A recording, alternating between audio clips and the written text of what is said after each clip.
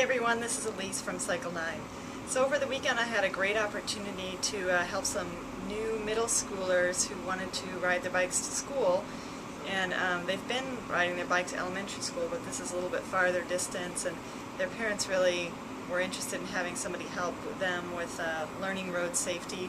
And so we had a group of about 5 kids and their parents, and we talked about how to ride on the road, kind of what to look out for, and we actually rode the route that they would be taking to middle school, and checked out where they would stop and how they would go, and it was really fun. I had a really great time working with the kids, and it was just really exciting to be able to see kind of the next generation of kids biking, and I think it's so great these parents were encouraging the kids to ride.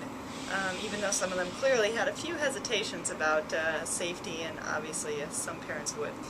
So one thing I thought I would share with you, which is something I learned in doing kind of some research of what to, how to talk with the kids, was the 4 biggest areas of accidents for kids riding bikes, because I thought these were pretty interesting and maybe not necessarily what I would have thought of.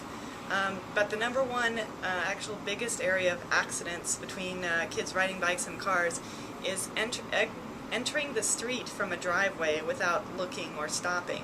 So, and when I thought about this, I wouldn't have thought of that necessarily, but once I thought about it, I was like, yeah, I could see that. They're in their driveway, they get on their bike, they're shooting out into the street, and they fail to stop at the sidewalk or the street and look to see if anybody is coming. And that's actually the number one killer of kids riding bikes, is that very maneuver right there. So we talked a lot about going into the street from a driveway or really anywhere that you're going to be entering traffic.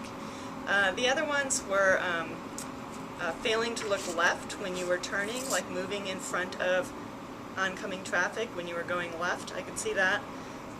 Riding on the left side of the street. A lot of parents feel like because you walk on the left side of the street that that's a good place to teach people how to bike.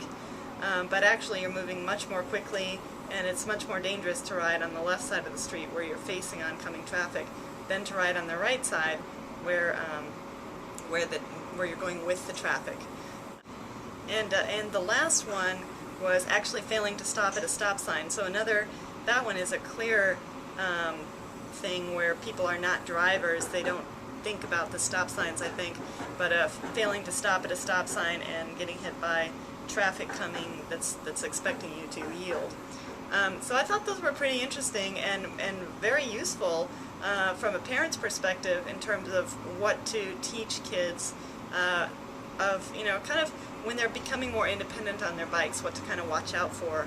And then one other thing that I noticed just in working with the kids themselves, they were actually really good about following the safety laws and knowing where to ride. So I think they actually know what they're supposed to do.